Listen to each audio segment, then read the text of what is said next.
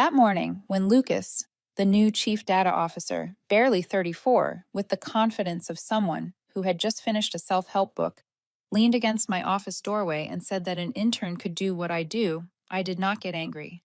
The only thing I felt was a flicker of surprise, not because the remark was rude, but because it was naive. It is always fascinating when someone who has never raised even a single dollar believes he understands the work of someone who has spent 20 years doing exactly that. I sat at the desk that had followed me for more than a decade, in a small office overlooking the corner of the hospital park. This nonprofit hospital had been my second home for nearly half my life, going back to when I was young and clumsy, learning how to send thank you letters at just the right moment, memorizing which donor preferred, which flowers, which tea, or who only needed a short holiday call to feel remembered. I am the Senior Director of Donor Relations. It is not a loud title, but it is the heartbeat of this institution. Without donors, there is no hospital. It is as simple as that. For 20 years, I learned to understand them not through spreadsheets, but through their lives. These were people who stayed with us through recessions, harsh winters, family emergencies, and losses that changed them forever. Their giving did not come from marketing campaigns or quarterly reports.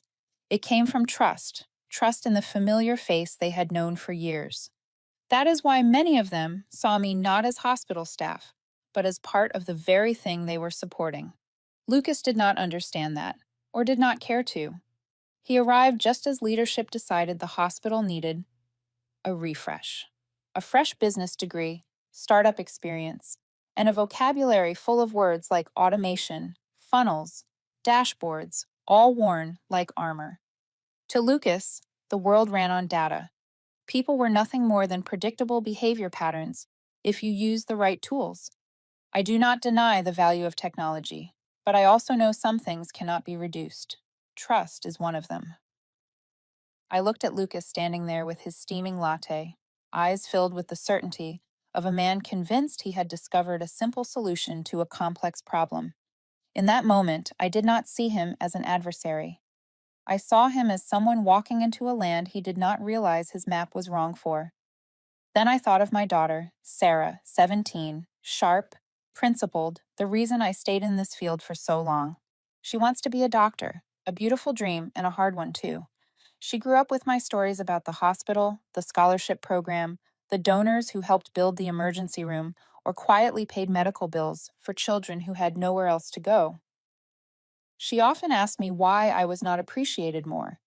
I always laughed it off because that is not an easy thing to explain to a teenager who sees right and wrong in clean lines. But she was right. I never demanded respect, but I always noticed when it was missing. And that morning, it was missing clearly in one sentence from Lucas. I asked him whether he was sure he understood my work. My voice was calm, without challenge or sarcasm, just a simple question. Lucas laughed, louder than necessary, as if mistaking my question for encouragement. He replied with absolute confidence that in this age, technology could handle almost everything. The implication was obvious. Relationships, loyalty, years of human connection were old, outdated, replaceable. I did not argue. First, because arguing with someone who does not understand context is pointless. Second, because I did not need to convince him. I only needed to listen to understand exactly what I was standing in front of. There are moments in life when you realize a chapter is closing. For me, it was not the disrespect. It was the small crack of sound in my mind as Lucas walked away, heading down the hallway as if he had accomplished something important. It sounded like someone trying to snap a large branch without knowing it carried decades of rings they could never break. When I looked back out the window at the sky, I understood something clearly, that what happened was not just a casual insult. It was the first signal that the hospital was moving in a direction where everything I had built might no longer be valued, not because it was not good, but because it was not fashionable enough for the new guard. I am telling you this part because it is the opening piece to everything that came after. Sometimes a sentence that sounds harmless becomes the turning point of an entire life, and usually the person who says it never realizes the weight it carries. Before I go on, I want to ask you something. Where are you listening from? Texas, Florida, or somewhere across the ocean. I have always been curious about the time zones of people who have been underestimated, because if anyone has ever told you that your job could be done by anyone, then you understand the feeling of standing in front of someone who refuses to see the value you spent a lifetime building. Lucas believed one sentence could replace 2 decades of experience. I do not know if he heard the small crack of that branch, but I did, loud and clear. At exactly 3 o'clock that afternoon, the internal phone on my desk rang. The voice of the human resources assistant came through, flat and practiced, the tone of someone who has said this line far too many times in her career. Emily, please come down to the small conference room next to the elevator. I knew that room well. Anyone who has worked at this hospital long enough knows it. It is where silent goodbyes happen, where the air conditioner is never turned on so people will leave faster, and where no one ever walks in unless they absolutely have to. I stood, fastened the button on my blazer, and walked down the long hallway. A few colleagues glanced at me and then quickly returned to their screens, as if even an accidental look in this moment might be something they should not risk. When I reached the door, I took a slow breath, not to prepare myself, but to remember the feeling. Seeing a storm coming is always gentler than being struck by it. Inside sat Human Resources and Lucas. The chairs were angled slightly, as if they had spent the entire day adjusting them to the perfect distance. Human Resources began with the carefully trained tone they always use. Emily, thank you for coming. We want to discuss the organization's new direction. I sat down, hands resting lightly on my lap, back straight, not crossing my arms, not showing any sign of defense. I wanted to hear exactly how far they intended to go. Human Resources reviewed her folder and launched into the 3 phrases anyone in this kind of workplace knows by heart: restructuring, streamlining, focusing on the new generation. All of it wrapped in cellophane, soft to the ear, but sharp enough to cut. Lucas sat beside her, wearing the serious expression of someone eager to prove he was ushering the institution into a brave new era. He avoided meeting my eyes, as if worried I might see the uncertainty hiding beneath his confidence. Finally, Human Resources slid a white envelope toward me. This is your severance package, along with the transition timeline and related benefits. I looked at the envelope without opening it. In moments like these, most people ask why, try to negotiate, or at least react. But the only thing I felt was a strange quiet, like the surface of a lake the moment the wind stops. I asked just one question: will I receive my employment contract and all accompanying addenda? Human Resources seemed slightly surprised, but nodded. Of course, we will send everything to you. If they expected tears or pleading, they had chosen the wrong person. I never beg anyone to keep me somewhere. They have already decided I no longer have value. Respect cannot be requested. It can only be given. The meeting ended in 10 minutes, long enough for them to satisfy procedural obligations, short enough to show they wanted me gone quickly. I left the room without looking back. The door clicked shut behind me, a small sound, but just enough to mark the end of a long chapter of my life. Back in my office, I began packing my things. There was not much, because I never kept clutter, but there were a few items whose value was invisible to anyone else. A photograph of me, with a donor who had passed away, the man who funded the end-of-life care program I managed. We took that picture on an autumn afternoon, right after he told me he saw me as a daughter. That photo is a quiet certificate of the work I have done, the kind no spreadsheet can quantify. I placed the photo in the box. Then the handwritten letters from donors, each with its own script, each envelope carrying a story. Last was the file I kept in my locked drawer. Inside was my employment contract and Addendum 4.3. I took it out, set it on the desk, and ran my fingers along the edge of the paper, worn from time. It was the silent shield I had fought to include years ago, when a former executive tried to move all the donors I managed to another team to save money. I refused to sign the new contract until that addendum was added. I turned on my computer one last time and saw the small, sticky note I had left from last year. Written in black marker were the words, Check 4.3. A reminder even I had forgotten, now appearing at the most perfect moment. I packed my personal laptop into my bag, locked the drawer, and stood up. When I walked out of my office, I did not feel left behind. If anything, I felt as though I had just placed a quiet but definitive period at the end of a long sentence. That evening, Sarah was waiting at the dinner table. She noticed I was home earlier than usual and immediately asked, "What happened at the hospital, Mom?" I told her the truth, without embellishing, without dramatizing. I simply said the hospital had decided to change direction, and I was no longer part of that plan. Sarah set her fork down right away. "How could they do that? You gave your whole life to that place." Her eyes were full of anger, and for a moment I saw my own younger self in her. But I did not want her to carry that feeling through her life. I smiled softly.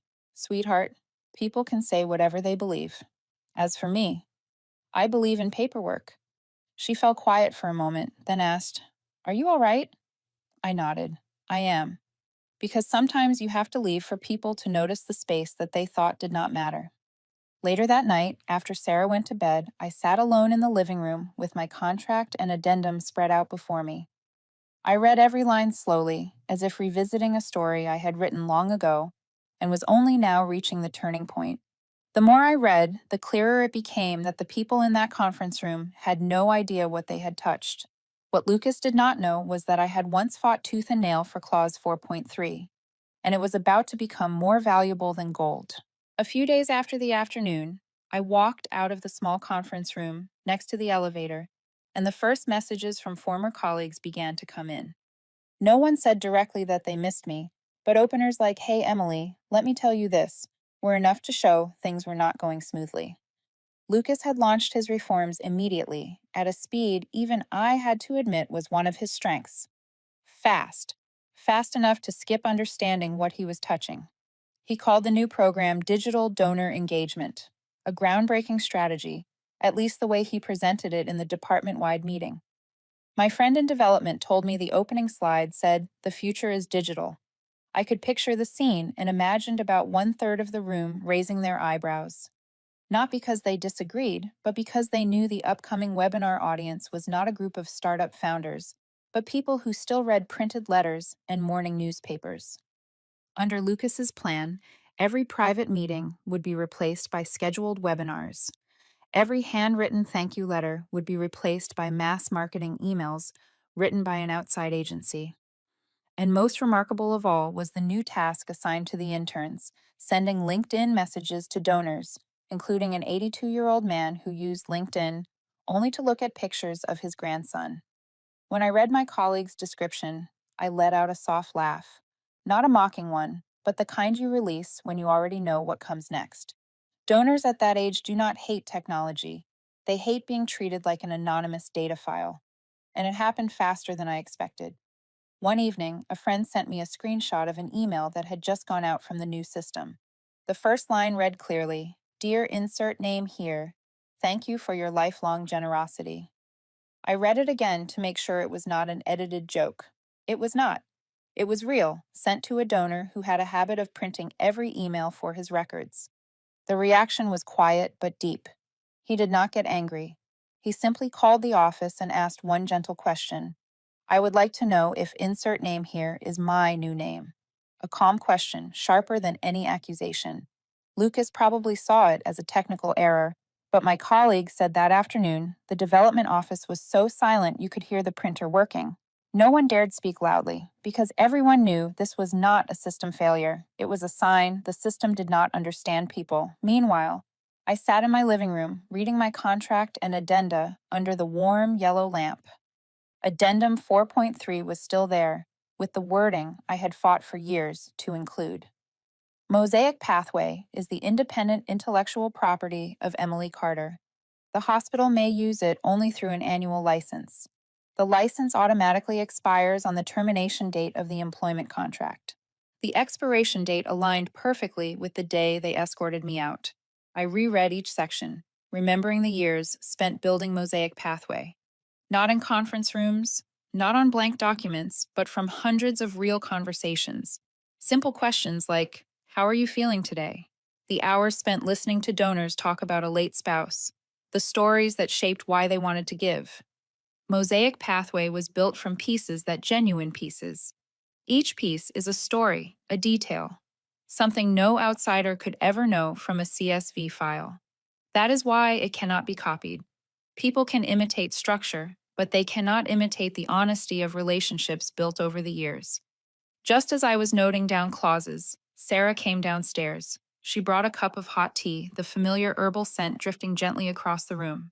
She set it in front of me and sat beside me, her eyes carrying the mix of anger and innocence unique to someone young who has not yet built tolerance for injustice. Mom, do you regret it? Sarah asked softly, but her voice did not waver. I looked at the steaming cup, then at her. No. People only regret when they are unprepared. And I was very prepared. I did not say it to comfort her, it was simply the truth. Sarah rested her head on my shoulder, quiet for a moment before saying, "He looks like the kind of person who thinks everything can be copied and pasted." I laughed. Children have a strange way of being right.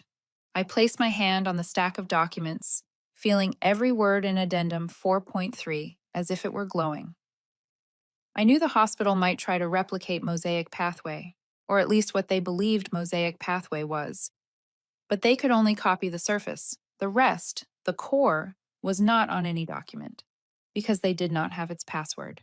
About 1 week after the insert name here email became the story everyone in development whispered about, my phone vibrated. I was making coffee, and Sarah was sitting at the dining table, legs tucked onto the chair the way she always did when she was concentrating. When I saw the caller ID, I froze for a few seconds.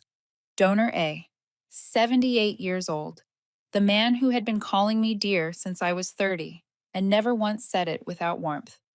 "Are you doing okay, dear?" His voice came through slow and gentle, just as it always had.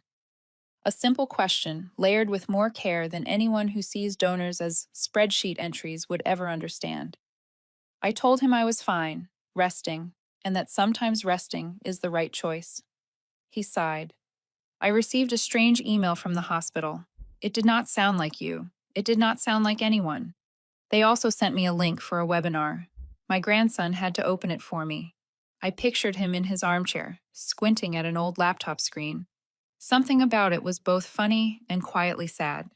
I did not badmouth the hospital, nor did I need to.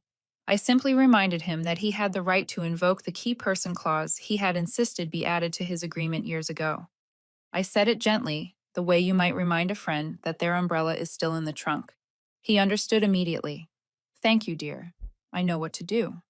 When the call ended, I returned to the table. My coffee had gone half cold. I felt no joy, no triumph. What I felt was like watching a door close. Quiet, unhurried, irreversible. 2 days later, I received a scanned letter. Donor. A formally ended his funding, citing the key person clause. He CC'd me with a short line, "Thank you for everything." I read it twice. What struck me was not the content, but the certainty. Older donors do not make decisions like this out of anger. They act when they believe the organization has lost something more important than money, respect. That same afternoon, a former colleague messaged me. "Emily, they called an emergency meeting. Development feels like it is standing on thin ice. The room is dead silent." Someone said the operations director turned pale when he saw the email.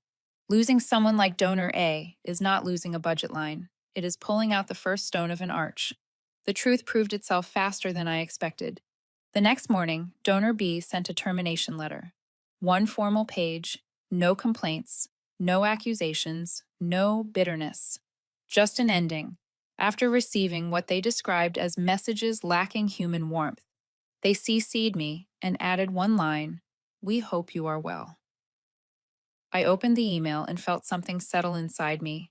Not sadness, not joy, just the recognition of inevitability, the way you know rain will fall on the day destined for rain. Sarah walked by, saw my expression, and stopped. "Did you lose another donor, Mom?" I nodded. She frowned. "It is not your fault."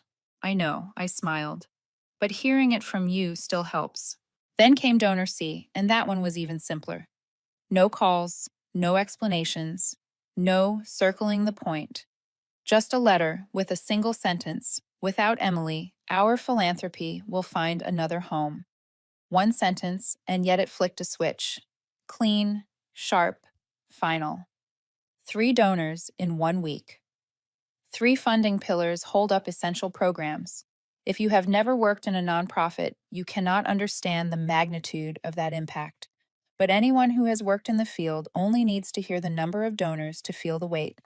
I opened my laptop and created a new folder, Documentation in Case. I saved every letter, every CC'd email, every contract, every scanned copy of Clause 4.3. I was not collecting them to fight back. I collected them because after so many years in this world, I knew nothing truly exists unless it is written down. Sarah came over and sat next to me, her elbow resting on the table. What are you going to do next? Her voice was calmer now, like she was trying to understand the whole picture. I do not know yet, I said. Then I looked at her. Or maybe I do. Maybe I just have not said it out loud. She studied me for a moment, then asked, Why are you not reacting more strongly? When people are wrong, they should be told they are wrong. I placed my hand on hers. Sweetheart, the biggest reaction is no reaction. Silence forces people to listen to themselves, and sometimes what they hear bothers them more than anything I could have said. She did not answer immediately. Then she nodded, as if accepting that some battles are not won with noise, but with patience. That night, after she went upstairs, I sat alone. The documents in the new folder lay neatly in front of me. I looked at each donor letter and realized every one of them was like a snowflake, small, quiet. But when enough of them fall, they can trigger an avalanche. And I knew one thing, as clearly as the signatures on those pages. Losing one donor was only the beginning of the avalanche.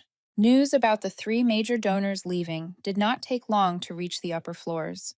On Monday morning, not even 8 o'clock yet, a former colleague texted me. The chief executive officer called an emergency meeting. No notice, no schedule. Just a single line in an email with a red subject line. Emergency board session. I was not in that room, but I could see it clearly in my mind. The long wooden table, the expensive chairs, the paper coffee cups set down in a rush, and the faces trying to stay composed, while every pair of eyes quietly turned toward Lucas. The next message from my colleague summed it up. The tension is like a tightened string. Lucas opened the meeting with a report I assumed he had thrown together in a few hours the night before. On his slide, he listed 3 reasons the donors left: economic volatility, market instability, lingering aftershocks of a long pandemic. He spoke smoothly, professionally, with the tone of someone who believed that confidence alone could turn a story into truth. The chief executive officer folded his arms, his expression heavy as stone. A few board members looked only at the papers in front of them, saying nothing. But then one of them, Mr. Marlowe, the oldest member of the board, the man who used to send me handwritten holiday gratitude letters, spoke. His voice was slow but sharp as a blade. Lucas, the termination letter states the reason very clearly. It says, Emily left. The room fell silent. I read that line twice in the message, and it echoed even louder through text than it would have in person. No economic cause, no market shift, just a truth almost too simple. They left because the person they trusted was gone. Lucas tried to stay steady, but my colleague said his shoulder twitched. A small reaction, but impossible to hide from people fluent in reading body language. The chief executive officer took a long breath and asked Lucas for concrete solutions. That was when Lucas revealed his new plan, which was really the old plan dressed in a new suit. Revive Mosaic Pathway. Dig through the archived files, copy the scripts I had written, and send emails written in my tone to restore familiarity for donors. When I read that part, I had to sit down. Not because I was shocked, but because everything was unfolding exactly as expected. When people lose direction, they always run back to the old road, even when that road no longer belongs to them. Lucas instructed the development team to retrieve Mosaic Pathway files from the server. They reopened old folders, searched through my notes, and even copied lines from emails I had written for long-term donors. They tried stitching those pieces into an Emily version 2.0, hoping the donors would not notice the difference. But the problem was not the words. The problem was that the Mosaic Pathway license expired the exact day I left the hospital, and any access, usage, or copying after that became an intellectual property violation under the same contract they had signed. What they did not expect was that someone in the information technology department, young Alex, the technician I had helped more than once during server outages, noticed something unusual. He saw mosaic pathway files being opened, copied, edited, and downloaded by multiple internal accounts after the license expiration date, and he knew it could be a serious legal issue. That evening, I received an email from Alex. Emily, I am not sure if you want to see this, but I think you should. Attached were detailed server access logs, including timestamps, usernames, IP addresses, and the names of the files opened. I opened the file, and from the first line, I knew the situation was more serious than they realized. Mosaic Pathway Master accessed 10:42 in the morning. Mosaic Scripts. Original accessed 11:05 in the morning. Template Emily version copied at 11:17 in the morning. And the list continued through the entire morning. Sarah walked up behind me just as I was reading. She looked at the screen, then at me. What do they think they are doing, Mom? I smiled softly, not out of amusement, but with the quiet certainty of someone watching the wheel of consequence begin to turn. They are signing more paperwork for me. They just do not know it yet. Her eyes widened. Sarah understood more law than she realized, but hearing that made her pull up a chair beside me. I pointed to one timestamp in particular, 2:13 in the afternoon. The account belonging to Lucas R. opened the Mosaic Pathway full license, the same file I had left on the server with a very clear title, but apparently no one truly read it until today. What I felt in that moment was not revenge, not victory. It was the calm anticipation of someone watching a film reach the point where the music quiets, the frame tightens, and everyone knows the climax is coming. I leaned back in my chair, crossed my arms, and let my eyes rest on that timestamp. A small detail, but the one detail everything revolved around. And the moment I saw it, I knew. The reel was about to switch to the best part. That afternoon, while I was slicing fruit for Sarah in the kitchen, my phone rang. The screen showed a hospital number, but not the main line. It was an internal extension from the executive floor. I wiped my hands on a towel, answered, and waited. The chief executive officer's voice came through without greeting, without courtesy, and without attempting to hide the frustration leaking between his breaths. Emily, you need to come back immediately. The organization is in crisis, and if you do not cooperate, the legal department will have to intervene. I leaned against the counter and looked out the window.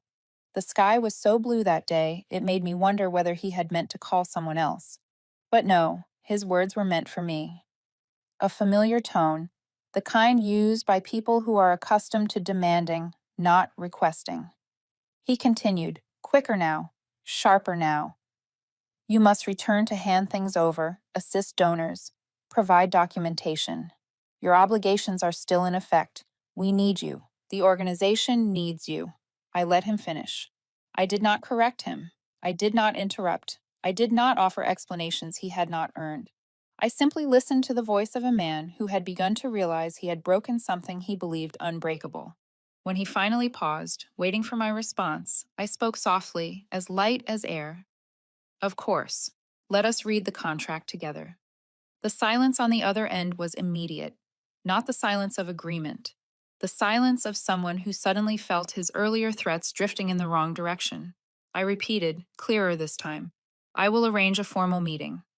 With you, with Lucas, with Human Resources, with the General Counsel, and with one member of the board. Both sides should have witnesses. He exhaled sharply as if the idea offended him. But in the end, he said, fine, send me the time. When I hung up, Sarah was standing in the kitchen doorway, her notebook still in her hand. She looked at me with wide eyes, the kind you see on young people who realize a moment might shift the entire landscape. Mom, what did they just say? I sliced another piece of apple, handed it to her, and said, they want me to come back, not in the most polite way. She set her notebook down and stepped closer. Are you stressed? I feel like you have had too much to deal with lately. I smiled. Sweetheart, I do not fight with anger. I fight with paperwork and logic. She blinked, then laughed, even though she was not entirely sure she understood the full meaning. That evening, After dinner, I sat at the table and opened the wooden box where I kept important documents. My breathing steady, my hands calm, my mind quiet. People think preparing for confrontation means tension, but in this case, calmness was the advantage. I laid everything out. First was the original contract, its ink slightly smudged at the corner from the day I signed it years ago. I ran my fingers along the edge of the paper and remembered the exact moment I demanded additional protection. They called me meticulous back then. Turns out meticulous is sometimes the only way to survive. Next came Addendum 4.3, the clause they feared most, yet had never truly read. Line by line, it affirmed Mosaic Pathway as my intellectual property, licensed annually, expiring the moment my employment ended. I tilted the page under the lamp to see the old lawyer's signature clearly. Beautiful, clean, deliberate, the kind of signature written by someone who fully understood what he was signing. Then the annual Mosaic Pathway licenses, organized neatly out of habit, each one with precise dates, each one with the hospital's signature, each one showed the expiration aligning exactly with the day they escorted me out. Then I placed the server access logs from Alex on the table, rows of timestamps unfolding minute by minute, telling a story I would likely have to recount the next day. Unauthorized access, copied content, and opened license files unread. I looked at them the way you look at a map. Every dot leads to the same place. Finally, the donor letters. Donor A's formal tone. Donor B's wish for my well-being. Donor C's single sentence closes a door. I placed them together in a separate stack. No evidence against anyone. Evidence of a truth. Who they trusted and who they did not. Sarah appeared again with a cup of hot tea. She did not ask anything this time. She just set it down and leaned over the table. She whispered, "This looks like you are getting ready for court." I laughed softly. "No need for court, sweetheart. All they need to do is read their own signatures." I gathered everything, stacked it with the precision of habit, and placed the documents into a brown leather folio I used for important meetings. I pulled the zipper closed, hearing the quiet click of metal teeth locking together. It was not to intimidate them. I never needed to intimidate anyone. It was simply to remind them that signatures do not lie. The next morning, I arrived at the hospital building a few minutes before the scheduled time. The 12th floor, usually reserved for executive meetings, had never felt foreign to me, but the hallway carried a different atmosphere that day. Cold, dry, still, as if the air conditioning had been set low enough to freeze any emotion before it made it through the door. When I opened the conference room door, everyone was already seated. The chief executive officer sat at the head of the table, trying and failing to mask the tension in his face. Human Resources pressed herself against the wall, her hands twisting beneath the table. Lucas leaned back slightly, shoulders locked, even as he attempted a polite smile. The general counsel, Mr. Bernstein, was the only one not pretending. His eyes went straight to the leather folio in my hand, as if he already knew exactly what was inside. I took my seat and set the folio gently on the table. No one spoke for the first few seconds. I realized they were waiting for me to begin. Interesting, I thought. The person they once said could be replaced by an intern was now the one expected to open the meeting. I nodded and said calmly, "Let us review the contract together, as agreed." I opened the folio and laid out the contract and its addenda.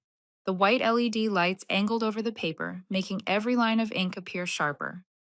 I placed Addendum 4.3 in front of them. First, I want to clarify the Mosaic Pathway. Lucas shifted in his chair, as if he sensed what was coming but still hoped he was wrong. I continued. Mosaic Pathway is clearly listed in this addendum as an employee-originated methodology. And what does that mean? It means the methodology was developed independently before I joined the organization. The hospital does not own it. The hospital only receives a yearly license to use it. This license is renewed through an annual signed agreement, and I pointed to the line written plainly. The license expired on the exact day my employment ended. I paused long enough for the words to settle. Lucas leaned forward and rushed out. That does not mean you can stop the hospital from using files that already exist on our server. Internal data belongs to the general counsel raised a hand, silencing him. Then he read aloud, word for word, with the tone of someone delivering a ruling. Ownership remains with the employee-originated account holder. License is limited, non-transferable, and expires upon termination of employment unless renewed by both parties. He finished, lifted his eyes, and looked around the table. It seemed obvious that no one in leadership had actually read that section when they signed it. I continued. Because the license has expired, any access, copying, or use of Mosaic Pathway materials after that date constitutes infringement. Lucas opened his mouth, but the chief executive officer placed his hand on the table. A small gesture, heavy enough to silence him. I turned to the next document. My termination was not due to performance. Human Resources documented that clearly. Therefore, under Clause 5.2, all non-compete restrictions related to my donor list are void. I said the word void gently without raising my voice. The chief executive officer frowned. You are saying you can continue working with them immediately? I answered. Not only can I have already been invited, and the law allows it. The room tightened like an overstrung violin. But that was not the most important part. I placed the server access logs on the table, the same ones Alex had sent me the night before. The first timestamp almost glowed under the light. Mosaic Pathway Master, accessed 10:42 in the morning, after the end of my employment. The general counsel lifted the document, scanning each line. He read it once, then again slower, as if confirming nothing had been misread. The chief executive officer leaned back, arms crossed. His face softened in the way a person's face softens when every threat they made the night before begins folding back toward them. Human Resources kept her chin tucked down, unable to look up. Lucas was the first to break the silence. This is not enforceable. No court penalizes a hospital for maintaining donor relationships. No one. The general counsel did not let him finish. He set the log down with a sound soft but sharp enough to slice through the room. It is enforceable, and you signed on page 3. Silence fell again. This time it was not fear. It was recognition. My phone vibrated just then. I glanced at the screen. A message from Sarah. Mom, stay calm. You've got this. I let out a small laugh, just enough for myself. I turned off the screen, placed the phone beside the folio, and looked around the room. I continued clearly, without challenge, without theatrics. Under Clause 6.4, any attempt to compel my return after termination without a legitimate performance-based reason triggers mandatory compensation. 3 times the value of the past 12 months of donor commitments under my portfolio. Human Resources looked up, lips trembling. 3 times. I nodded. Yes. That figure was negotiated 7 years ago, after I was intentionally excluded from a major contract. The hospital's former attorney advised adding this clause for my protection. And he did an excellent job. The silence that followed was heavier than the previous ones. This silence sounded like a system finally being forced to listen to the consequences of its own signatures. I turned to the final set of documents, the letters from the 3 major donors. No accusations, no anger, just withdrawal, clearly citing personnel changes as the cause. I did not read them aloud. I did not need to. Each page spoke for itself. I gathered the documents, aligned them neatly, then reached into the folio and placed 2 envelopes on the table. Items they had not expected, but were undoubtedly afraid to imagine. I said, we still have a few options to discuss. I set the envelopes down slowly, deliberately, simply. In that moment, the room grew so silent I could almost hear the thin stream of cold air slipping under the door. A draft sharp enough to feel, but devoid of anything human. The 12th floor conference room was still as cold as when I first walked in, but something had shifted, not the temperature, the direction of their eyes. Once the 2 envelopes landed on the table, everyone understood the conversation was no longer about mistakes. It was about consequences. I placed my hand on the first envelope. This is option A. I spoke clearly, without raising my voice, yet each word fell with just enough weight to hold their attention. Under option A, I will return, or more accurately, I will return as an independent consultant for 12 months. Payment upfront. No net 30. No delays. I turned to the chief executive officer. He did not blink, but the slight flare of his nostrils revealed the silent math happening in his mind. Additionally, you will accept Lucas's resignation, effective immediately. I am not saying this to injure anyone. I am saying it because the truth is that the donors did not leave due to some invisible storm. They left due to specific decisions made by a specific person. Lucas snapped his head toward me, his face flushed, as if I had slapped him with the contract itself, but he did not interrupt. He no longer had the standing to.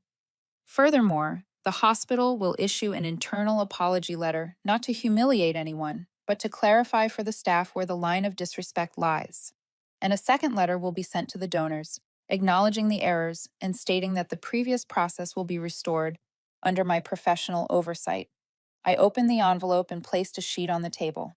The Mosaic Pathway License. A 12-month renewal. License fee, triple the previous amount. Payable immediately. This time, the chief executive officer leaned back in his chair, unable to hide his reaction. His eyes flicked toward the general counsel, asking silently, "Can we survive this number?" Mr. Bernstein did not answer. He simply folded his hands, the posture of someone who has witnessed too many self-inflicted crises. I closed the first envelope, then placed my hand on the second one. And this is option B. No one moved. No one breathed deeply. I opened the envelope and arranged the papers neatly on the table. Option B is simpler, but it hurts more. If option A gives you a headache, option B will give you a heart attack. Under option B, I will join another hospital system. The offer was sent to me last week. And because the non-compete is void, as you already know, donors may follow whenever they choose. I looked directly at the chief executive officer as I said it. He did not look away, but his eyes retreated half a step, as if one of his own heartbeats had stumbled. Second, this hospital will be obligated to pay the penalty triggered by the clause, 3 times the value of the past 12 months of donor commitments under my portfolio. Third, the Mosaic Pathway infringement fees. Not a gentle number. The chief executive officer froze. For a moment, his expression shifted into one I had seen only once. Before, the year the hospital lost a major contract, and he had to call the finance team past midnight. The face of someone who has realized that the actions of a small group can shake an entire institution. The general counsel let out a slow sigh, the kind that comes from knowing every exit door has been locked by the signatures of the people now seeking an escape. I added one final line. The deadline for option B is Friday at 5 in the evening. The room went silent again. I could feel their minds moving even though their bodies did not. The atmosphere was like an X-ray room, still, but bright enough to illuminate the bone beneath the surface. Lucas was the first to speak. He slammed his hand on the table. "This is extortion." I tilted my head, polite enough not to escalate, sharp enough to let him know the accusation had missed its mark entirely. I turned gently to the general counsel. "Do you have a more accurate legal term?" Mr. Bernstein clasped his hands and looked at Lucas as if he were a first-year student beginning a paper on the wrong topic. "This is not extortion. This is contractual liability, and we signed it on page 3. Short. Precise. The end of that argument." Lucas collapsed back into his chair, stripped of the confidence he once believed could command the room. Human Resources bent lower, as if hoping the table might swallow her. The chief executive officer laced his fingers together to hide the tremor he assumed I would not notice. I said nothing more. I did not need to. Everything was already on the table. 2 envelopes, 2 paths, 2 different kinds of pain. Silence stretched for a few seconds, like a pause waiting for someone to end the scene. No one did. No one dared. I closed the folio and lifted my eyes to take in the entire room. They looked back and forth between option A and option B, as if weighing 2 forms of suffering, the one that aches and the one that shatters. And I did not intervene, because the choice never belonged to me. It belonged to the people who once believed I could be replaced by an intern. When I closed the folio and stood, the 12th floor meeting ended without anyone announcing its end. It was the kind of silence you only hear in institutions that once believed they controlled everything, right up until the moment they realized their own signatures had opened the door to this outcome. The next day, I received an email from the chair of the board. Not long, not dramatic, Only one sentence. We select option B. No apology, no explanation, just acceptance. Acceptance so costly it became a confession they did not need to write out loud. The compensation was transferred into my account on time without a single minute of delay. The Mosaic Pathway infringement fee was paid in full as well. I read the transaction confirmation while Sarah prepared breakfast, and when I exhaled softly, she turned and asked, "Mom, are you okay?" I nodded. Better than ever. A few days later, I signed with a new hospital system, a place where the first thing the leader said to me was, "We want you for the value you create, not for the documents you bring." A simple sentence, enough to tell me I had chosen the right place to begin again. And then the thing everyone predicted, except the one person who needed to see it, happened. My donors followed, not loudly, not publicly, no drama, just polite messages. "We appreciate your support, Emily. We trust your stewardship and will continue our philanthropic work under your guidance." I did not encourage them. I did not have to. When trust is built with time, presence, and the moments that actually matter in people's lives, it does not disappear because someone believes it can be replaced with a spreadsheet and a slide deck. 1 week later, Lucas's name vanished from the hospital website. No announcement, no farewell note. Just gone, as if he had never existed there at all. I felt neither joy nor satisfaction. His disappearance was not my victory. It was his consequence. Some lessons are learned only when paid for with a career. That Friday afternoon, after my first full week at the new hospital, I decided to stop by the old one for the last time. Not to provoke, not to admire the aftermath, just to say goodbye to a place where I spent 2 decades, a place that was once home before it became a turning point. I stood in front of the building and looked up at the glass, reflecting the late summer New York sky. The 12th floor lights were still on. Maybe someone was in a meeting. Maybe someone was trying to steady the new set of reports. I looked toward the window where the meeting had taken place the day before. No joy, no anger, just peace. The peace of someone who knows she did what needed to be done and walked away at the moment she was meant to walk. I turned toward the car where Sarah stood waiting, arms open as if I had just finished a marathon she had watched the entire way. "Mom, I always knew you could not be replaced." I smiled and hugged her tightly, not because her words made me proud, but because they reminded me that sometimes your worth does not come from the place you work. It comes from the people who actually know who you are.